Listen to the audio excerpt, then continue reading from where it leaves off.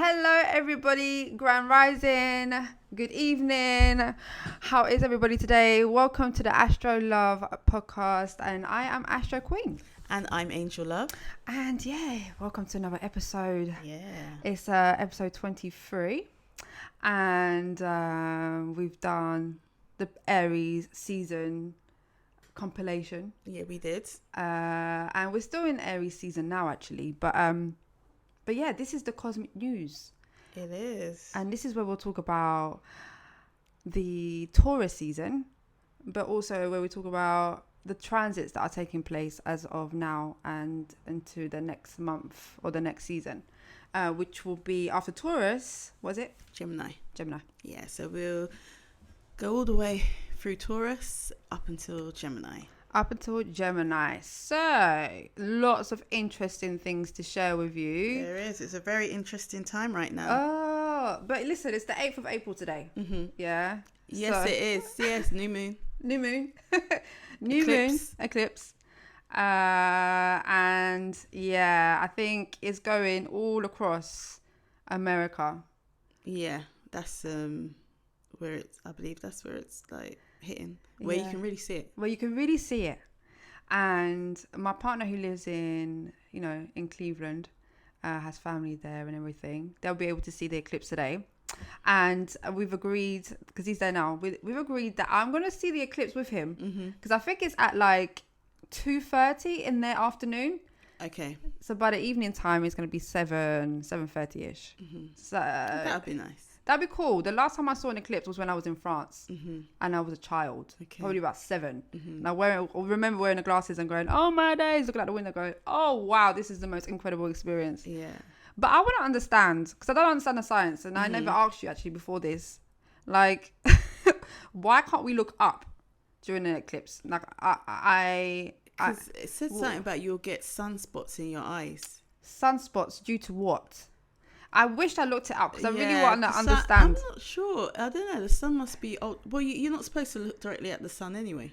No, and you wouldn't, but you can still look up. No one's going to stop you from looking up. Actually, all of the rays are good for you. That's a lot of the rays penetrate through your eyes and you get all the goodness from it. But as like the eclipse is starting to take place, they tell you literally don't look up. They don't tell you once it's been eclipsed, do they? I think it's the same reason why you don't look directly at the sun when it's eclipsed. So you're looking, when it's the eclipse, you want to watch the moon go over the sun, but still the sun is still shining bright at the beginning. Once it goes over, you can look up because it's fine. So once it goes over, okay. So I think it's the same reason that people want to see something, so they're just going to look up because they want to see. They're just telling people to be careful about the sunspots that can come into your eye, because you don't necessarily look directly at the sun anyways. You might take it, like sometimes I'll do a little glimpse side eye view kind of thing, because people do say you should look at the sun to take in the energy, like come through your eye. I don't know, but I've never looked directly into the sun, so I think it's just because it's an eclipse. People might just want to look up, because I want to see the whole thing, and then maybe you don't take care. You're not thinking properly, so you're just thinking, I want to look up. So it's probably just protection. It's just protection. It's a precautionary measure. Okay, maybe I was trying to be a bit unless there's some scientific other reason other than because it's an eclipse. I don't know, but I think that sounds like logic. That sounds like logic, and that sounds fair to me, because I don't really trust a lot of what they say, the government, and that's just me. Like they cover up the sun all the time with their planes and jets and clouds and stuff, and that's chemtrails. Yeah, and that's really weather frustrating. Control, exactly. So I was just like, is there something in the eclipse that's so amazing for us that we're missing out? We're told to wear glasses, and actually, like, these glasses are a barrier, and it, really and truly, it should help us even more increase our consciousness. Like, what if it's that? But anyways, I'm just curious. That's where my mind's at right now. But yes, the eclipse is running through America, and a lot of people are migrating for that moment. It's a big thing over there. It's massive. Yeah, schools are closing down. Massive. Or, the day is dedicated to the eclipse. Yeah. Work is, either people working from home or people are leaving early. So yeah, it's a big thing over there. Yeah, and I think financially there's a bit of a boom because of the eclipse. Well, there will be in certain towns where you can see it really well. People, from all over the world are coming to witness this eclipse because it's a total eclipse. That's right. So it's in Aries, and it's happening today. And so definitely there's going to be an extra punch, especially because Mercury is retrograde. And so in Aries. Yeah. And so that makes it very, very interesting. But this is about, because it's a new moon eclipse, right? Yeah. And so a new moon solar eclipse, and it's new moons we know to be about starting new things. Usually new moons are subtle energies. You're just literally planting the seeds, yeah? And then over time you just see it, you got to work towards the growth of it, but whatever your intention is tends to grow over time. But the eclipse is much more, it propels you forward. It's a catalyst for change that really is out of your control. But with the Mercury retrograde being there, also, it's almost like it's allowing you to go back on projects or ideas or anything you left on a back burner to work and bring forward now, propel it forward. It's time. Yeah. So if you had, I don't know, an idea to, say, for example, get physically fit, but you've never really had the time or the space, the capacity, whatever the case is, now could be a really good time to look after your body. Yeah. You've got the drive, you've got the motivation, you've got the ambition, you've got the fire behind that energy of Aries, and it's time to start. But yeah, and I think that's what the uniqueness is about the Aries eclipse, is that there's a Mercury retrograde there. So we're going backwards, we're going into our history in some way to propel that forward, to create a change that maybe we don't have much control over. Something is going to swing us towards change in some way. And it could be really positive, but not always. Eclipses can be a little bit awkward. Yeah, they can be. They're known it's usually for looked as a bad omen, isn't it? Because the sun's been blocked. The sun's our life force, isn't it? Yeah. So being blocked, eclipsed, I should say, didn't bode very well, especially in ancient times. Exactly. They saw it as like a bad omen, something that's not good. So I guess it's something to be aware of. People are wary of it. But I mean, you wouldn't necessarily start something new on today.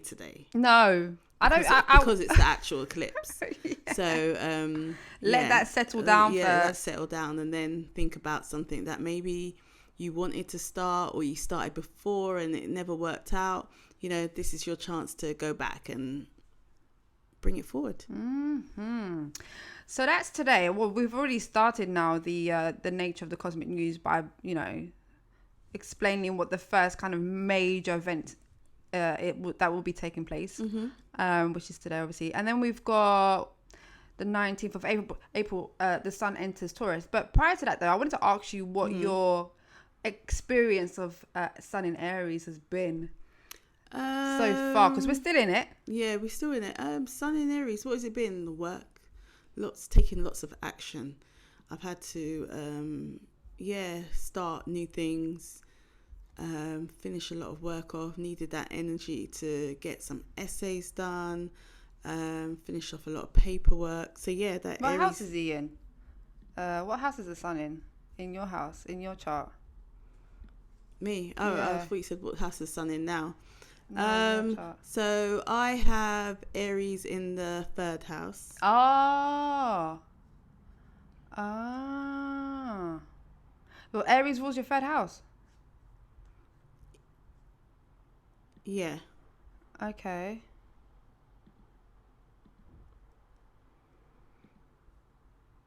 And so you had to make I'm just change. watching you going through this. Oh yeah, don't, because I'm trying to find the transits right now. I hate using my laptop, AstroGod. I really do. It's so annoying. It's not as user friendly as the app on my phone.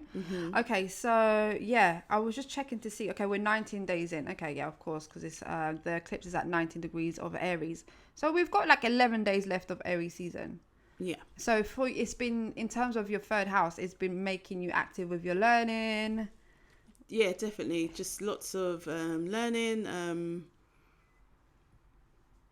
studying, things like that. Yeah, communication, having to find answer, research. Yeah, things like that. That's how my area. I mean, I've been studying, so my whole life for the last year has been study. I can't think of anything else that I've been doing for the last 2 years. So everything is focused on that learning. Yeah. Yeah. Okay. For me, it's in my 10th house. So Aries season is like really highlighting the issues around my career. And I told you before we started recording that there's major shifts, and it's interesting how it's happening around the eclipse season.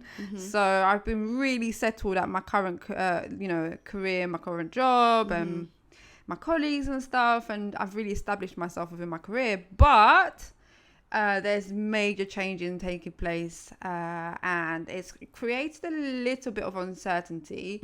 Well, we'll find out more, in a couple of weeks or so where that takes us. But there's definitely going to be a shift, and it started already. But we're going to be catalyzed somewhere where we probably never really foresaw, and it's completely out of our control where we go or how it ends up. Obviously, it's in our control where we decide to go in the end. But meanwhile, being in a very stable position to all of a sudden not knowing what's going on with your role is quite nerve-wracking. So that's me there. But what I want to kind of touch base on is what's going to be also coming up throughout the month, the rest of the month of April up until mid-May. So Sun enters Taurus on the 19th of April. I'm kind of looking forward to that. It's going to be interesting, especially because we've got Uranus, the planet of unconventional and rebellious energy, sitting right there waiting for the sun to join him. But Taurus season is definitely a period that's marked by stability, resources, materialism, comfort. Taurus season can be associated with laziness, but I don't like to say laziness, to be honest. I like to say more admiring what's in front of us, and really being grounded and appreciating what's around us, nature, activating our senses, enjoying food, enjoying socializing and company in a very quiet way. And I think that may be maybe looked at as a bit lazy, but it's like that's just slowing you down. That's my kind of take on it. That's just slowing you down. But Taurus is ruled by Venus, and Venus is associated with beauty and love and money. And Taurus being associated with like the grounding energy, that's what materializes everything what Venus loves. So what else did I say? What else did I want to say?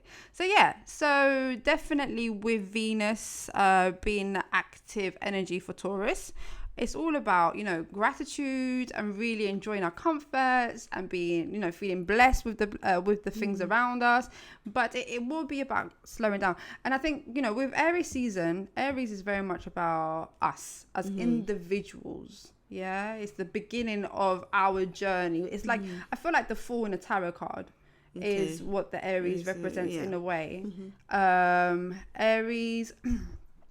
And also the willingness to start something new, start a new beginning. And it's about our individual journey. And with the Taurus energy, it's still about us. But this time we're calming it down a little bit. We want to now enjoy what we've reaped so far. We want to slow down because Aries season was so speedy. And we want to enjoy what's around us. So what does the Taurus energy rule? What are we going to be mindful of? I've got neck here. We're going to be, so in terms of health, in terms of the body, I should say, it's neck, throat, and shoulders, which has the...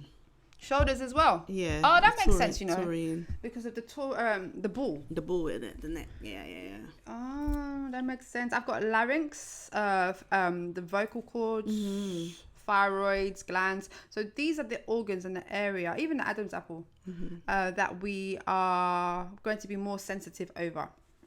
So we need to take extra care over those areas of our bodies. But yeah, Taurus season, I'm looking forward to it. It's going to activate my 11th house. So the social aspect of my life will be activated. It could be that, how could that look actually? It could look like me socializing more, connecting more with people, with networks, with groups, appreciating them, valuing them, finding beauty in my circle.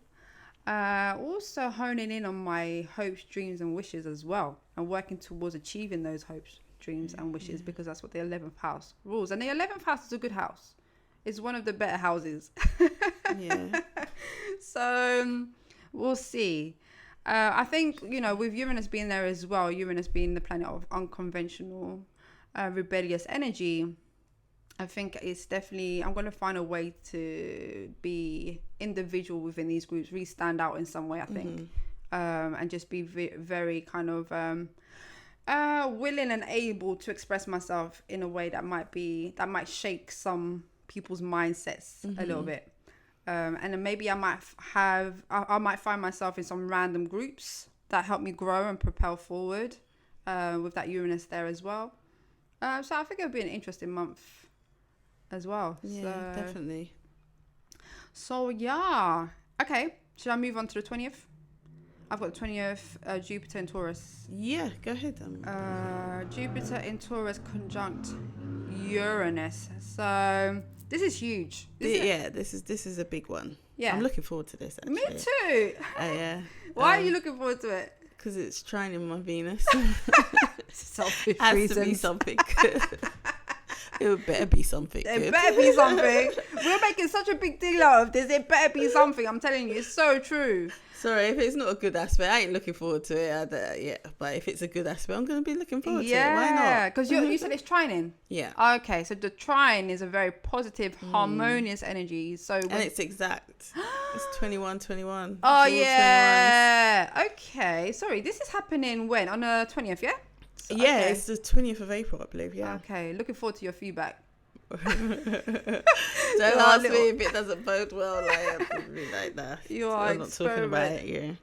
But yeah, okay. But sometimes, do you know what they say, yeah?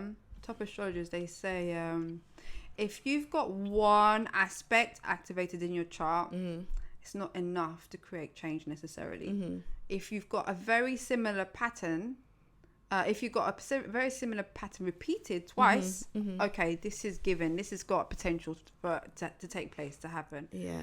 But if it happens 3 times, where that same pattern is repeated 3 times in just different ways, then it's a done deal. Yeah. It's going to happen.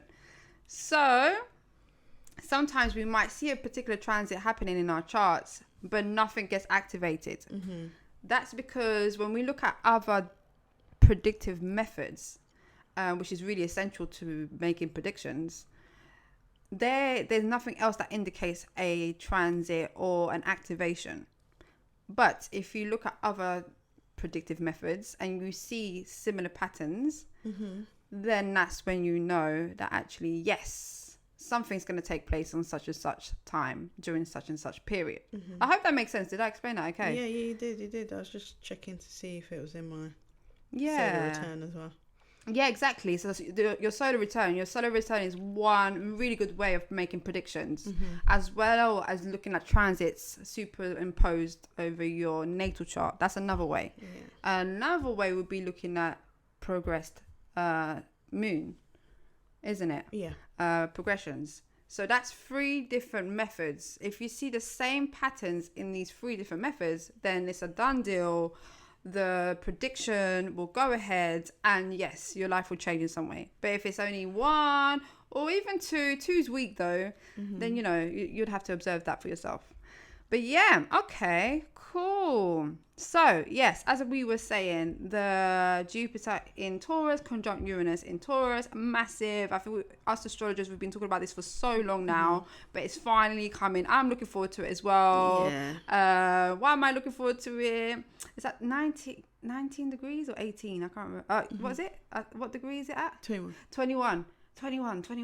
I think it's squaring my moon. Okay. All right. So yeah. But it's in my 11th house, so yeah, it could create some really dynamic changes in my life for sure. But this is all about growth. This is all about breakthroughs and revolutions, and creating some form of material stability, as well as tapping into our values and resources.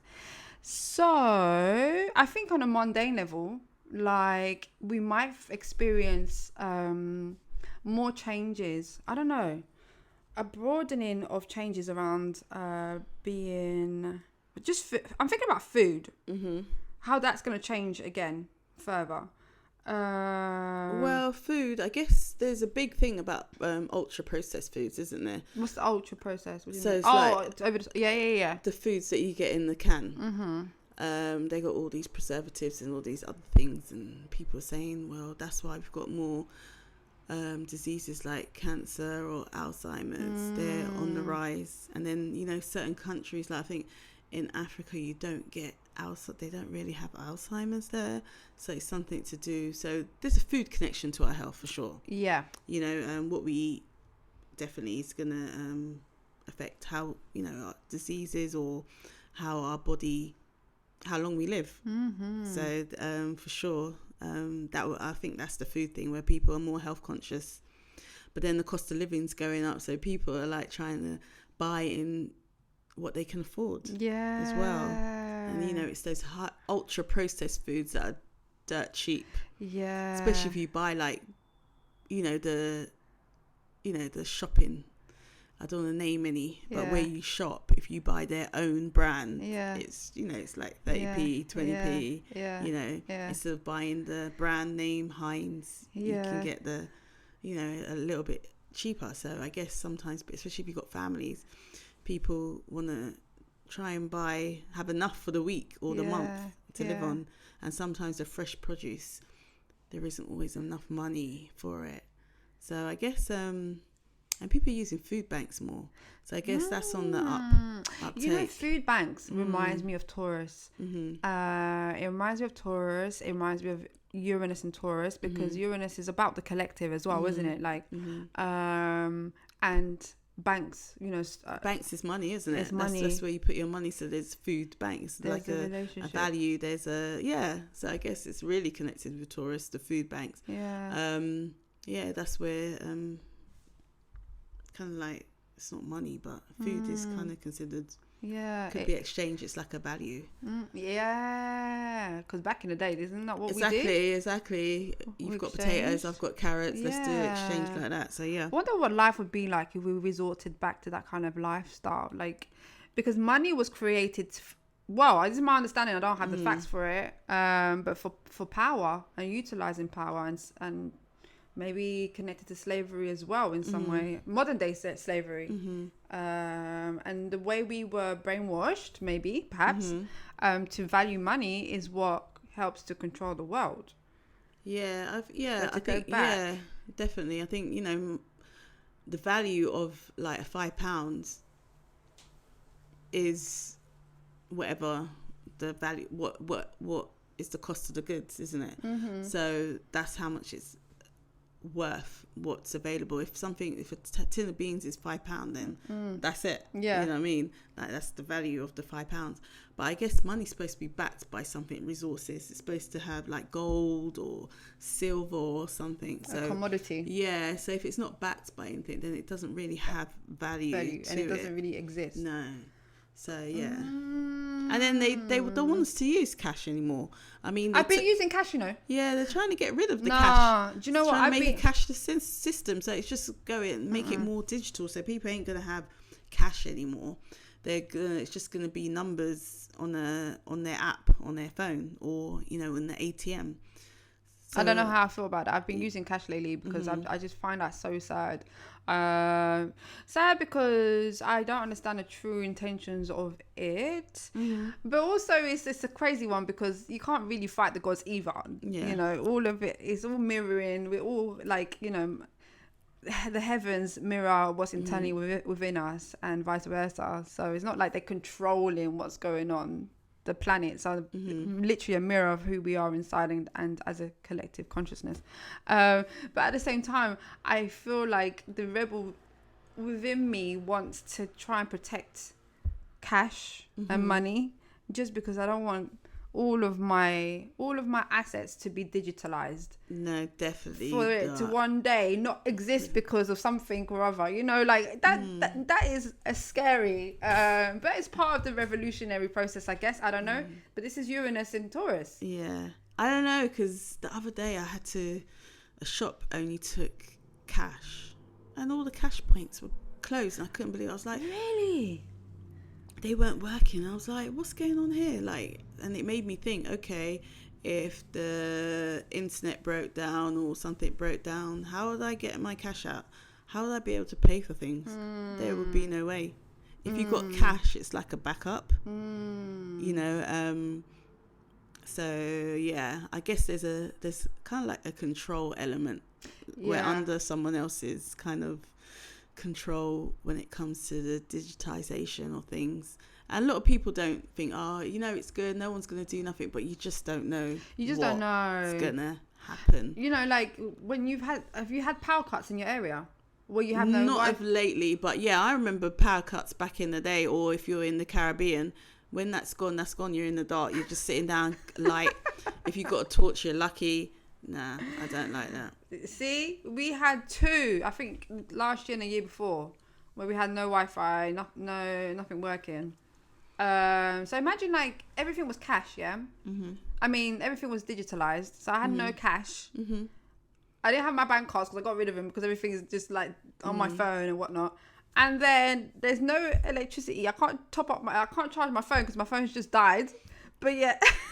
Yeah, you can't get your app, can't transfer money from one account to another. Yeah. So much things that we're used to doing using our phone. But, you know, we're losing out on things like, for example, when I was a child growing up, I'd go give the money and then I have to get change. So you have to use your brain to figure out how much change you need to get. If you're not dealing with cash, you're not going to use... your brain? Yeah, you're not able to use parts of your brain. Just like telling the time, if everything's all digitalized, you're not thinking. You're not able to, you know, we're becoming a little bit less... I don't want to say dumb. We're dumbing down. We're dumbing down. And with ChatGPT and everything else, like, trust me, because I use that. Yeah. and I use one of the skills I had, and this is again, we're staying in the same topic here, Taurus energy, Uranus energy, also Pluto in Aquarius energy as well, which we'll talk about. But like, I'm just, certain skills I naturally had are diminishing because of the digital world. Yeah. Because of how sport we're getting. But we're lucky because we've experienced the other side to that. The younger generation just being born now, they're gonna be, you know, no money, no, you know, ChatGPT, all those kind of computerized, no brain effort. Exactly. We're growing up using our brains, we had to, you know. So I think for us, we kind of like, I can say, oh, this is all good, I'm tired of using my brain kind of thing. But what about the people generations that are coming up that are not getting to use their brain? How will it affect them in the long run? So it's not a good thing. They're different, because, you know, like over time in evolution, we've seen like the Taoism, the examples of how humanity has changed in its physical structure over time. I feel like this is what's happening. We're starting to see like the beginnings of that, like, you know, with the necks like this, because we're always on the phone, so people were just stuck with their spine. Like, I keep telling my son, like, stop bending like that, because you're just... And he has like a little bend on the top of his neck, and I'm just like, that's because you're like this. You're like this, yeah. And a lot of us are like this. Yeah. So like as a human species, we're starting to change, and our brains are changing as well. Yeah, exactly. And with money as well. I mean, I remember I used to go to the shop, give £10, and then I get like something might have cost £5 or something. I give £10, and then the shopkeeper will give me £15 back, and I run out. I'll be like, you're gonna miss out on all that free money. You know, when the shopkeeper gives you free money, like, oh, that's happened so many times. Has that ever happened? People need to make mistakes putting in the money into my account. Yeah, that's happened so many times. I've looked like, but I gave you £10, and next minute you're giving me my change plus a £10 on top. Like, that's happened to me. That's happened to me maybe once or twice in my life. But you know what happened to me the other day? What? I had a significant amount of money. I don't even know how my bank allowed it to happen. Take out twice. Yeah. So I was making one major payment. Made that payment. And then that same payment came out again a few days later. I was like, how do you get that wrong? So you can't really trust the digital world. And obviously that can happen anytime, regardless of the, Uranus in Taurus. But I think in the future, as we become more and more digital, more and more roboticized, whatever the word is, mistakes can happen. We can't just solely rely and not trust in our brains anymore. We have to keep it active. Yeah, for sure. We have to find ways to keep it active. But anyways, Jupiter in Uranus conjunction. Yeah, last time that happened was like 83 years ago. Oh, really? May 1941. Yeah, I think the Jupiter-Uranus conjunction happens every 14 years, but the actual one in Taurus, what we're going through now, happened like 83 years ago. So it's May 1941 during World War II. World War II? Yeah. Oh, and what are we in now? Well, maybe it's time for World War III. I think we're in it already. I think it's a mental one, it's a spiritual one, it's a physical one too. There's major wars, Congo. There's actually loads of wars going on around the world, actually. So it actually makes sense. So there's a big one in Congo that doesn't really get much press. Yeah. But I think over 8 million people have died. Who's there causing the war? Who's there dominating the country? I think it's internal. Internal? What, civil war? I don't know. People have been displaced. I'm sure it's to do with like who's running the country and things like that. That makes it even more sad. But then, I think Congo's a very rich land, isn't it? So rich, and you need people that are strong, that think about the people and the country rather than themselves. But I guess if you're gonna, I don't want to say lay blame, but Belgium came and kind of displaced the country. Is it King Leopold II came and disrupted the ways of being of the people, and since then it's been never really, I don't think it's really fully recovered since they've been able to get him out. And he cut limbs, so people had one arm or cut legs. Yeah, he was evil. He was real evil. So Belgium kind of really, a lot of, to be honest, a lot of the European countries have displaced so many other countries around the world. So. Yeah, okay. Well, on a brighter note, Jupiter-Uranus does signify huge growth, massive growth, massive expansion, massive breakthroughs around investment. So if you've been investing, that's it. We'll have to leave it like that. Yeah, that's plenty. Fine. Sorry, guys. We just had to Mercury retrograde, and we had another appliance not work for us anymore. Anyways, that completely threw me off. What was I saying? If you've been investing, great, but also just keep an eye on it, because if you're doing really well, it could go really, really, really well, or it could be your dreams could burst. Yeah, it could change quite quickly, quite rapidly. If you're a shock to the system, just something to keep an eye on. But also, major changes around resources, the material world in the way that we know it. And there will, we need to start embracing new technologies, because that's obviously going to be expanded, because Jupiter expands people. Jupiter likes to expand everything it touches, and Uranus is connected to technology, but also sustainable practices that's going to enhance as well. And where there is a problem in life, then there will be very likely dealt with unconventional solutions, because Uranus is very unconventional. Anyways, we could stay on this topic, but we need to move on because time is ticking. What else is going on? Oh, on the 23rd of April, we've got a Scorpio full moon. Okay. Yeah. Nice. Yeah, nice. Although not necessarily like nice. Not necessarily nice for me, because I don't know, man. Every time it's a Scorpio moon, just in general, it creates havoc in my mind and my emotional world. It really does. Even I'm a water sign, but I don't know. But the full moon, full moons generally they bring things into fruition. The energies accumulate. It's a release period, isn't it? But because it's in Scorpio, it can be a very intense and passionate energy. Maybe some sort of resolution for something. Something's been resolved. That something comes to light, but it's resolved. Yeah, there's an ending, a completion. Yeah, especially around maybe around power and control. Something we've been obsessed with, or something we've had a very deep need for, or a very deep passion for, but it no longer serves us. It might be a time to release around the 23rd of April. Okay, and then guess what?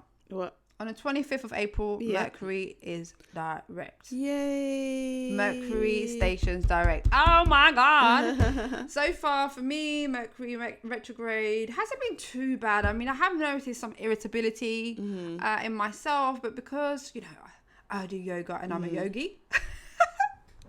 I'm joking, but I do yoga. I've been doing it more regularly lately, and I think it's really helped regulate my nervous system. So I think that's really helped. But I have been aware of some tension in myself. Not gonna lie, I've definitely been seeing it on Orlando, my baby. He's just it's squaring his ascendant, so he's just been just too much.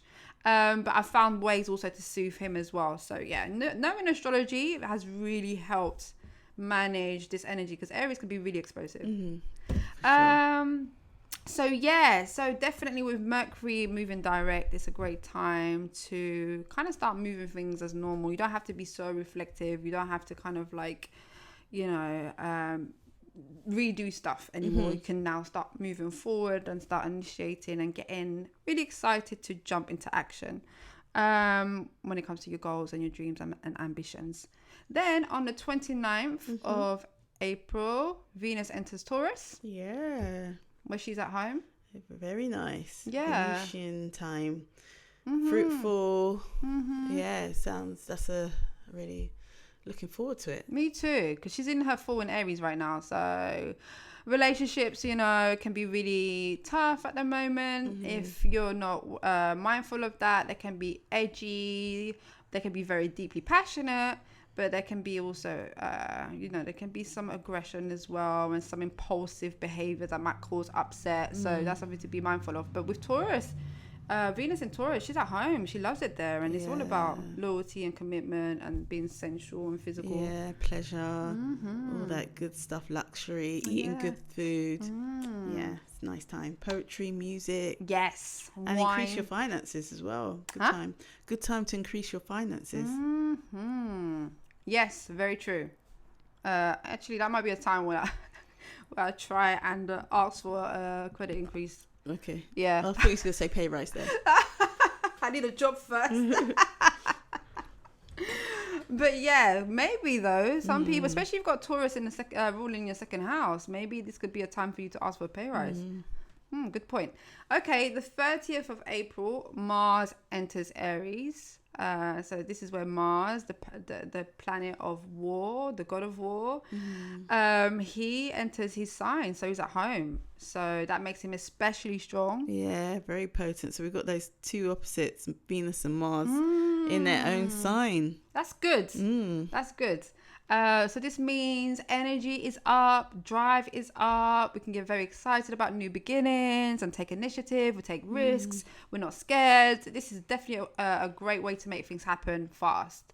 Then we're on the 2nd. I really wanted to talk about this. On the 2nd of May, now we've jumped into May, Pluto retrograde begins in Aquarius and goes back to Capricorn for the last time. Yep. At 29 degrees. Yeah. And do you know why? I had to really check on this. Yeah. Because when he's in Capricorn at the later degrees, he opposes my ascendant. Okay. And I've had, since 2019, I've had lots of ups and downs in a very intense transformational way, which is very Plutonic. Yeah, you know my stories.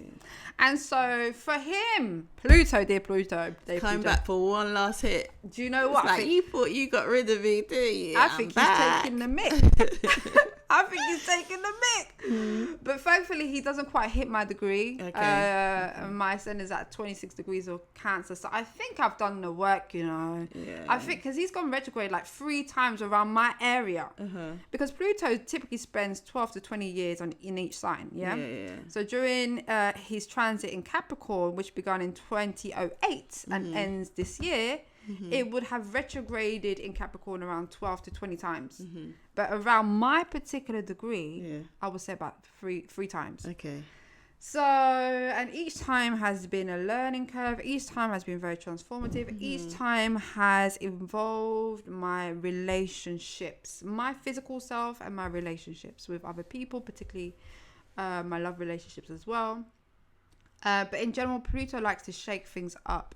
So when he's in Capricorn, there will definitely be issues around power struggles, breakdowns around what we see to be big organizations, governments, and even in our own lives when we try to stand up for ourselves. Like we might struggle with the power and the control around those energies. So we've already seen major breakdowns around government and benefits in this country. We've seen it also in America really intensively. We're watching it now as it crumbles, because there is, I think they've got a 29 degree Pluto in Capricorn. Okay. I think definitely a later degree.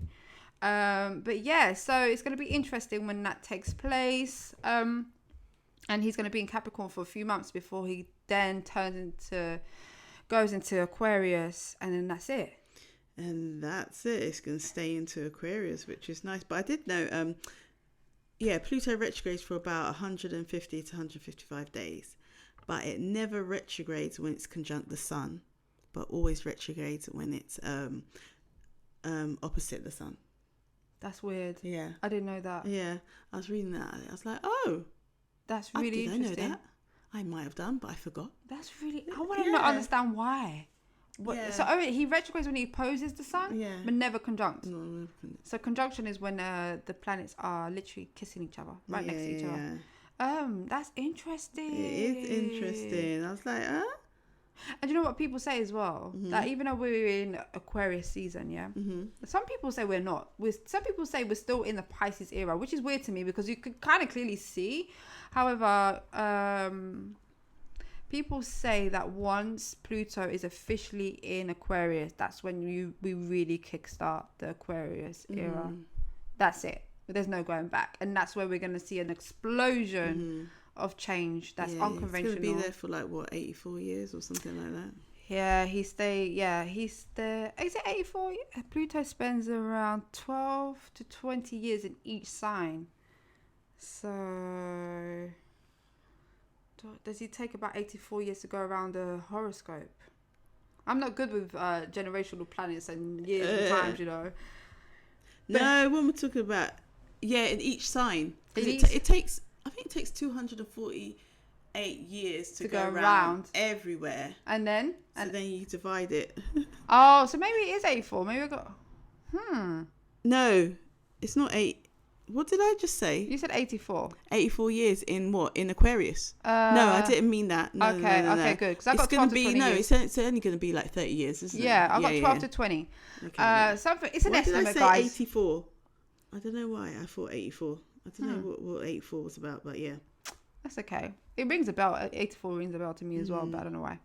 But yeah, but on a personal level, Pluto retrograde could bring up some really deep and complex feelings, especially if, you've got Pluto retrograding back, or if into the sign of Capricorn or a cardinal sign. So a cardinal sign can also be Aries, Cancer, and Libra.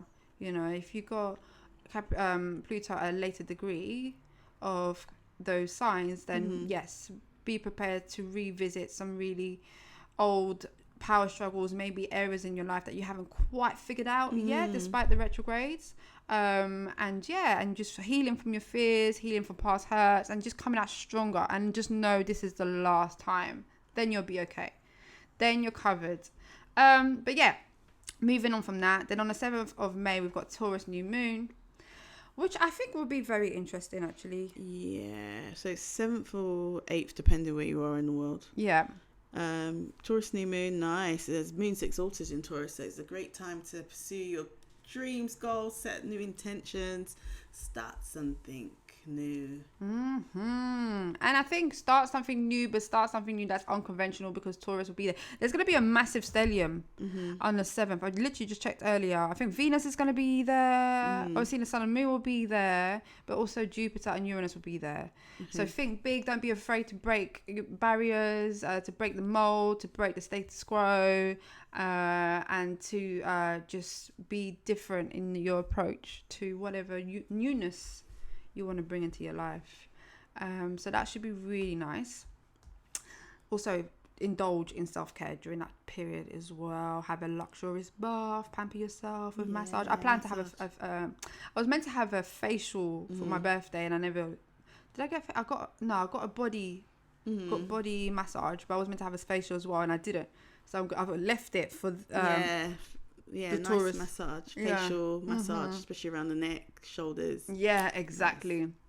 It's a great time to seek financial security as well, and to set your intentions around material comforts too. But make it different. What would you not usually do? Even though Taurus doesn't like to do that, Uranus will force you to kind of like propel into something that is totally random. All right, so then on the 15th of May, Mercury also enters Taurus. So that changes our mindsets, isn't it? Yeah, it changes the way we think. Maybe become a bit more stubborn compared to how, the fluidity. Sorry, I got that word out wrong. But how fluid it is in Mercury. So in Virgo, sorry. So I think people may. They may be more fixed in what they say. Maybe a bit more. The way it's said could be a bit more